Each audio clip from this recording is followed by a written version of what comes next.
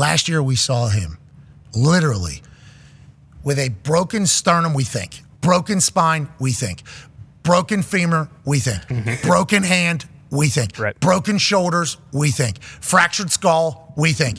Get taped up, pads put on him, lifted onto the ice, and pushed out and say, go play hockey. And he wanted to. That is why hockey is awesome. That's why hockey is different. From the Tkachuk family, from the Florida Panthers, who just beat the Tampa Bay Lightning in the first round of the NHL playoffs. They will now see if the Boston Bruins can put the Maple Leafs away for the next round. Ladies and gentlemen, Matthew Tkachuk. Yay! Brother. What's up, guys? Hey, quick question. So the way we talk about what you did last year at the end of the season, broken sternum, spine, leg, both shoulders, and even a fractured skull. I know that isn't necessarily medically accurate, but whenever they were lifting you up and just like kind of scooting you on the ice to play, is it just the hockey mindset, like I got to be out there for the boys? Because any other sport, your ass would have been out for 2 to 3 weeks. Why do you think you guys are built different, and why do you think hockey is the way it is? Yeah, I mean, I was given medical clearance to play by the doctors.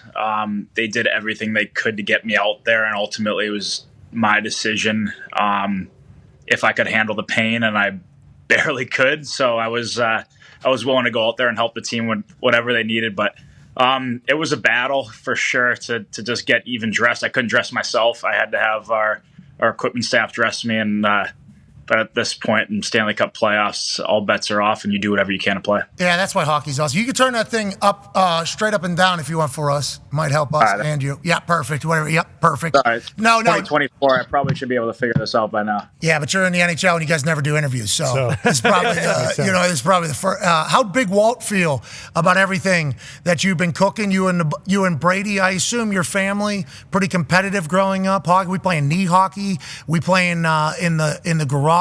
How did the Tkachuk family become so dominant in hockey? Well, he's fired up right now with me being in playoffs and being able to come to the games, and he's actually overseas scouting right now. He's with the Blues on a scouting, watching I think U18s. So he's over there working pretty hard right now, and he's going to be coming back here for round 2. So he was fired up to see us beat Tampa the other day, and I think growing up, just having him as a voice, as a role model, like my brother and I at an early age, were not forced to play hockey, but we had everything around us that allowed us to grow into it and love the game. So we had him around every day just to ask about anything, to help coach us, teach us, whatever. But I'd say the biggest thing that allowed my brother and I to make it to this level was each other. And we're very close in age, and we were able to do everything together. And ultimately, I think that's the main reason why we are where we are, is because of each other and having that unbelievably close relationship and each other's best friends and each other's biggest supporters and biggest competitors as well. Where were you born? Scottsdale.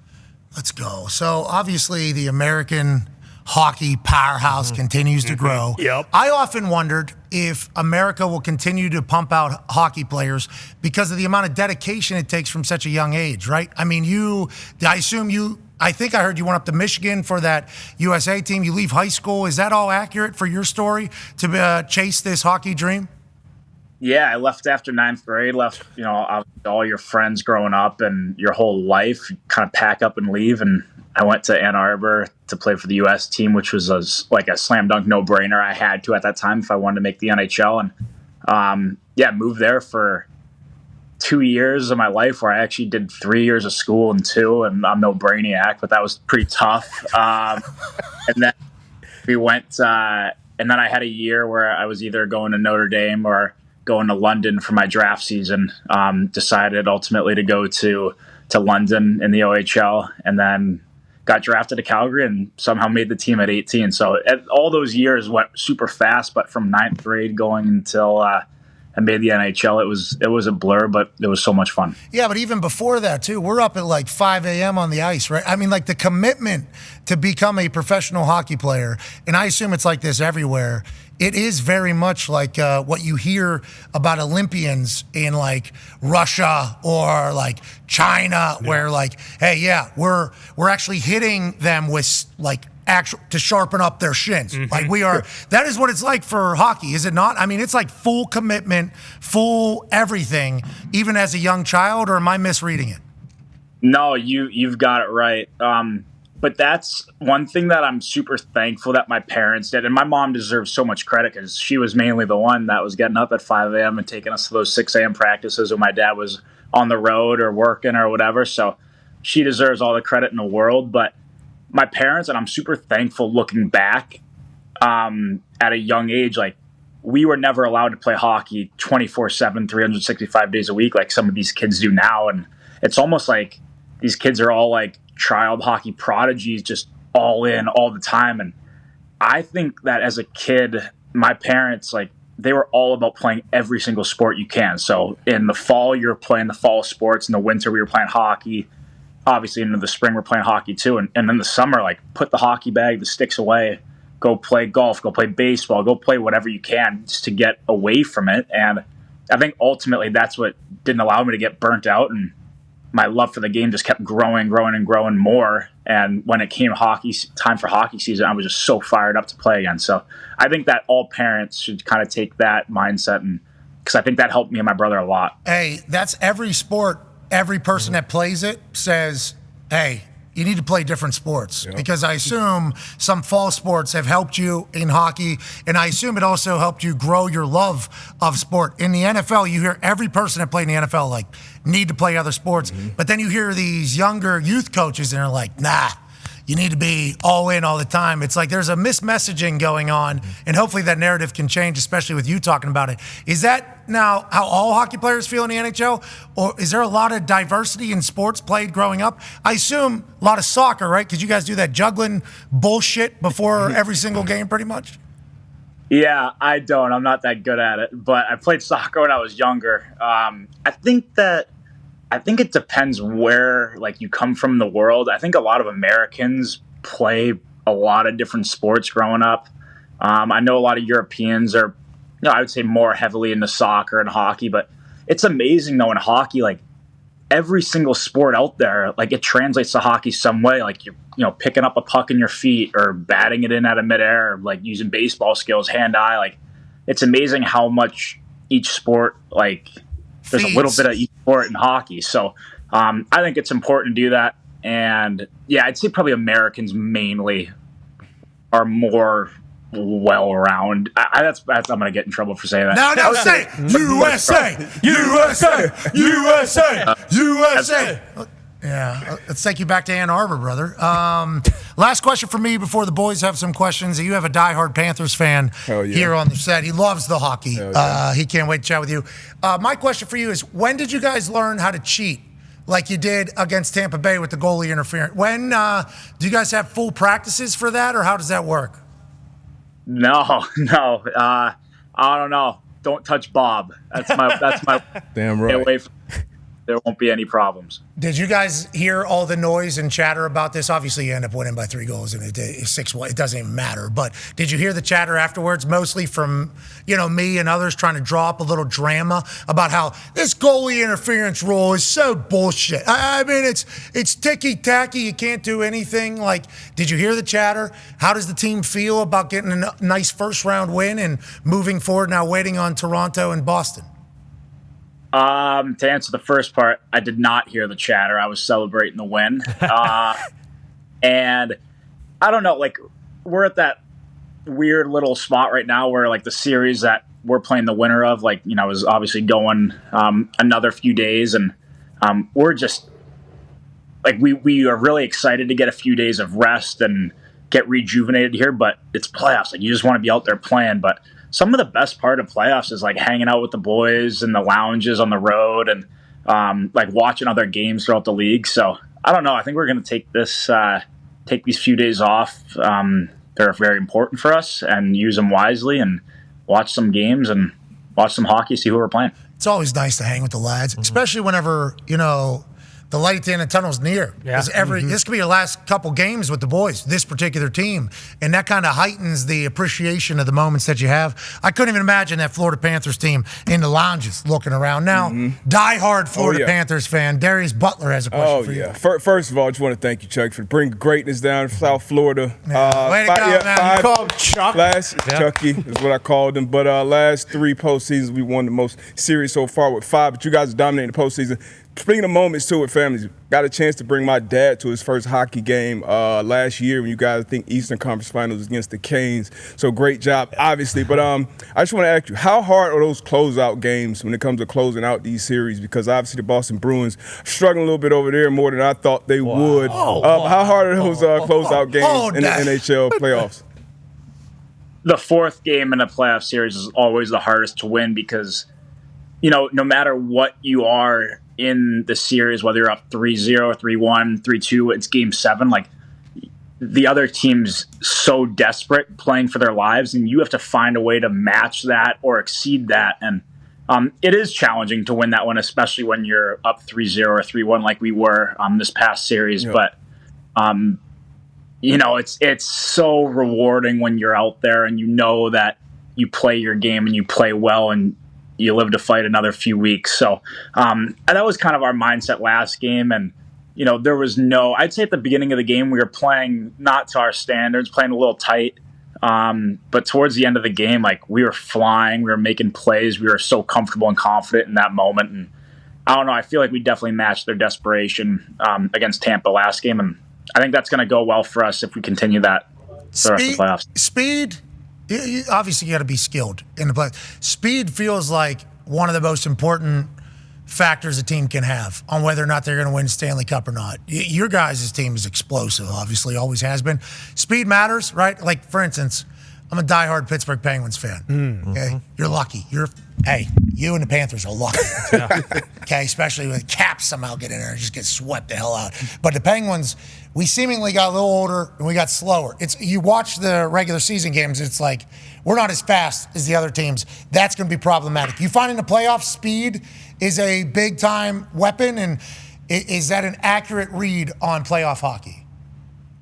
Yeah, that's accurate. I feel like speed, a lot of team speed is very important, like being close together and moving as like 5-man unit. But to me, the biggest thing in playoffs is physicality, size, competitiveness, willing to do absolutely whatever it takes. Like, you don't have to be this guy to make a huge impact in playoffs. And I'd say, staying healthy and being healthy is probably the most important. And then the rest follows after that. Connor's got a question for you. Yeah, Matt, as a Massachusetts Middlesex County guy, let me just say it's an honor to be talking to the bloodline of the Pride of Melrose. We were talking to John Butchergross, and I think PK Subban also mentioned this.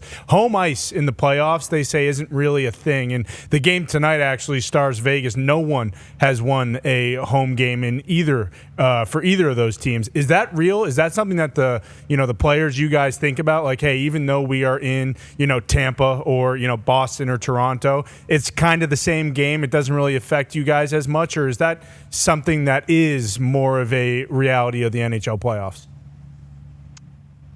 It's a tough question. That's a tough question because last year... Hey, welcome to journalism, pal. That's what we do here. Welcome to journalism. Yeah. That's tough because last year in playoffs, our team was lights out on the road, and it didn't matter where we would have played. Like, we would have, found a way to most likely win on the road. Like, we were just feeling it like that. But I mean, when playing in Florida, like, we have such great fans and the building's so loud that I think home ice is super important for us, having that extra game, ultimately that potential game 7 at home. And you always want to have that at home. So I don't know. I think our fans are so loud, and we've made this rink here in Florida a tough place to play. So I think home ice is important for our team. And it's just an extra layer that you can add to the series and having that extra momentum for your side. But I don't know. I think we got great fans, so I think it's important for us. Yeah, it's different down there. He can hear you and your dad. Yeah, it's different down there. Is it? Yeah, all the rats getting out there and it get rowdy. Wait, South Florida, you wouldn't expect that, but it's too hot for hockey, though. It shouldn't be a lot. It's cool, nice and cool in there. It's way too hot for Penguins just to be walking around. Down, where's it? Sunrise? Sunrise, Florida. Yep. Where's that at? Down in Fort Lauderdale, Broward County. So Where's in Hollywood? between Palm Beach and Miami. Hollywood is a little closer, more south, closer to Miami. Got it. Yep. You guys all live in that? Oh, never mind. Don't tell us where you live. That's a weird question. I live in. Most of the guys live here in Fort Lauderdale. So Elbow room. Good spot. You guys got an elbow room? Don't, look out. Save the elbow room for the off season. Save the elbow room for everybody. Okay, everybody. It's everybody. Yep. Love the place. There's no elbow room playoffs until hopefully we win it all one day. We're going to celebrate big there. But yeah, no playoffs at elbow room yet. That's where the family goes every game. So. Big Walt walking his ass into the elbow room. Love everything about it. Let's talk about last year into this year. Pac-Man's got a question for you. Yeah, I told D, but y'all had a great series last year. Unbelievable. But what can you take from that series to get y'all to the Cup this year? We learned a lot. Like we made it all the way to the finals, so we know what it takes to get there. But I think for us to ultimately finish the job, staying healthy is super important. And just we playing a really, really, really tough Vegas team last year in the finals. They were big, they were strong, they were so good defensively. So I think we can take that part of it and learn from it. But, we've learned in the last year and almost 2 years exactly what it takes to win it all. So each year you pick up more things. And I think that our team this year, we have like 13 or 14 returning guys from last year. So a lot of experience in this room in those high pressure situations, which for us aren't high pressure. So I think that's very important, having the experience and going through it once. And I don't know, I really, really, really like our team. So hopefully we can have another great run this year. The lads got a lot of chemistry going into round 2. Will it be against the Bruins or Maple Leafs? Probably Bruins. I saw a bear doing something, fake bear doing something. I don't know. Ty's got a question for you, Tkachuk. Yeah, Matthew, you mentioned, having a couple days off and how you guys are pretty juiced about that right now. Just curious, in terms of fatigue, have you noticed, because they always talk about in basketball, hey, LeBron's either went to a conference championship or a finals 18 years in a row. He just plays so much more than anyone else. Coming off a run deep into the Stanley Cup finals last year, did you notice the season being longer this year? Because you guys turn around and start the next season so quick, and you obviously didn't have very much time in between. Has that come into play now at all? Or once the playoffs start, is it kind of just you get a new lease on life and you're ready to go? Yeah, so last year we were playing playoff hockey in January because of where we were in the standings. So we didn't have that luxury that we had this year of knowing we were going to be in playoffs, and we weren't resting down the stretch, but we were kind of fine tuning our game. Whereas opposed to last year, it was game 7 every single game until we got to playoffs. So we were, playing playoff hockey before we got there. So I think this year, to answer your question, it really just feels like one really long year. But once you get to playoffs and, we knew we were going to be in playoffs this year, just fine tuning our game before, kind of when you get to playoffs, you feel so fresh. It's like a whole new season. So fatigue hasn't played a factor in us at all, even though we went for a really long run last year. And winning the first series in 5 always helps, gives you a few extra days. But we know we have a really good plan here, a great staff that gives us everything we need to be ready to go come game time. So I think we feel really fresh right now. And now after a few days, we're chomping at the bit to get back playing again. You hockey players are psychos, though. Like actual psychos. Because other sports, we do take a break. Yeah. Now some guys stay in shape throughout the entire break. But I think I've watched some of your off seasons, not yours directly, but hockey players. You guys are have to remain in shape, right? Because of how demanding the sport is as a whole. I've seen some of these leg exercises that you guys do and some of the conditioning shit that you guys do in the off season. You're madmen. You're absolute madmen. And that's a compliment in the biggest fashion. Do you feel like the hockey players are the most conditioned athlete out of professional sports? I don't want to speak because I don't know what other sports do, but we train super hard. I mean, we have to. 82 games plus playoffs with travel and everything. You have to be pretty dialed in and be in great shape to be able to maintain that throughout the whole season. But I don't know. Hockey players still have a little bit of fun in the summer too, so we're not complete. Yeah, but I heard you guys are booze bags while doing it. Yeah. Which makes you guys like superhumans. I can't speak for everybody there, but there's the hockey players. They're a lot of fun guys. Oh, I've heard some tales. Mm-hmm. You know, I've heard, you get some of the Russians over there. Oh. Yeah, nice weather year-round in Florida. What are they supposed to not have a good time? What do you want? There's a beach right there. Yeah, elbow room's wide open. Yay. Golf course. Yeah. Well, we know you've been going to every single one of them. That's all you do. Right. You a golfer? Yeah, just played the other day, so I like to play on my off days here in Florida. Hockey players normally pretty good golfers, right? You're a stick? I mean, I'm all right. I've been a lot better since I've got traded down to Florida playing more. So.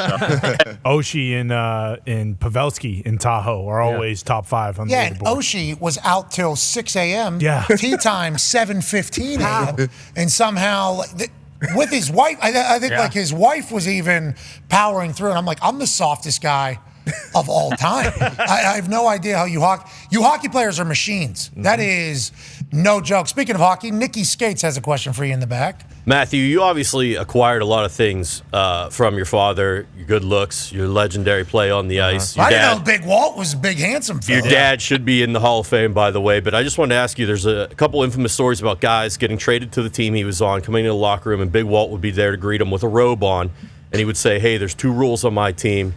Pass Big Walt the puck, and don't ever effing forget rule number 1. Have you adopted any of that stuff? Have you taken that into your game in terms of either the robe or the rules that Big Walt played by?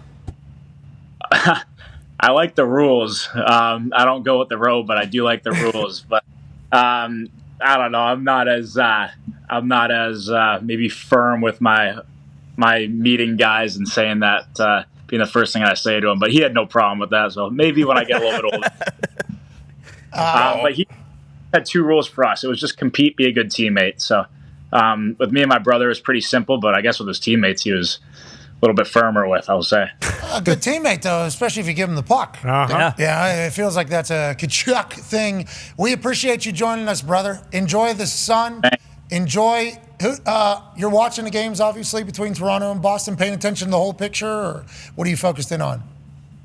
Yeah, we'll be watching the games tonight. They don't play tonight, but they play tomorrow, so we'll be tuning into that and seeing who we play. But I got a question for you guys. I can't be on this without asking you guys. I know you guys are a lot of NFL background there, so who am I taking in fantasy for a rookie quarterback this year? Ooh. Drake May, that's the easiest question I've ever heard in my entire life. That's Boom. Patriots fan. Williams. Jay Daniels. Oh. So you're taking a rookie quarterback in fantasy? Well, like if you're gonna take a rookie quarterback, This guy who do sucks you at fantasy. Don't take a. Hey, Chuck, don't take a. There's like what are they, keepers? So like you take somebody after like the 7th or 8th round, and he's a young quarterback, let's keep him or something. So I'm just trying to build a good team here for the future, guys. Jaden For next Daniels, year. he'll run for another 700-800 yards. Yeah. Jaden Daniels, Washington Commanders, to be probably You the like the best bet. commies? Is fantasy big in the NHL? Like, do all the teams have fantasy leagues? Yeah, you guys football fans? Oh, we're huge sports fans, but yeah, NFL fans, and there's some really good fantasy. I'm sure every single team has a fantasy football league, so it's a big thing in the NHL. Are you good, or you get ragdolled in it? No. You get dummied in it? Obviously, I'm not that good if I'm looking for some insight. No, it's not bad. Yeah. You might be better than everybody you're looking for insight. I'm not the right guy to go to. I think all these rookies are going to suck for the first year. I don't know how they're going to do it. Like C.J. Stroud, what he did is just like Everybody. an anomaly. It's so hard to be a quarterback in the NFL as a 5th-year person, let alone first year. Like Anthony Richardson, does he count as a rookie because he only played like 5 games last year? That's the one. Yeah, I had him, so hoping he can. Damn. Yeah, We did too. He was really good. I had him. he was really. Hopefully, he stays healthy. He's awesome to watch. Yeah, Tkachuk, we need maybe you to work out with him a little bit. Yeah. No, we've had the Dolphins on the drum pregame too down there. We've had Jaden Yeah. Waddle. Waddle was on the drum last time. Jalen Ramsey. So No Tua? good content. Where's No Tyreek? Tua yet. If I was, I told myself last game if I was scoring, I was going to do the Waddle because he was there. But You can still do it. I mean, that'd be sweet on the ice. Yeah. You know, are you a big celebrator? We do a lot of dancing? no, but I would have done it. For him. He's my favorite football player, so I would have done it if he was. Well, he was there. I would have done it if I would have scored for sure. Waddle needs to go to another game. Yeah. What the hell? Well, let's get him on the drum. One a year? He has Come a on, phone, too. Jalen. He'll see it. If you do it, he'll see it. Well, as he should. Ladies and gentlemen, a man who is on a hunt for a Stanley Cup, former 6th overall pick to Calgary as an 18-year-old after playing in London. I did not expect that. London, Tom? London, Ontario? Oh, I thought the other London. England the whole time. Yeah. Yeah, me too. I thought go to England to play hockey. They play hockey over there? Massive hockey community in London. London, England? No, London where he played. Canada sucks, man. I'm just gonna say Take it that easy. place blows, brother. We've been learning a lot about Canada over the last couple of days on the internet. That's just some bad tweets. Yeah. All right? It's not everybody. We All can't pile everybody in the same pot. All right, ladies and gentlemen, legend for the Florida Panthers and a man who's going to do the waddle next goal he scores, which is probably or potentially going to be against Patty Maroon and a Boston Brew. Can only hope. Ladies and gentlemen, Matthew Tkachuk. Cheers, dude.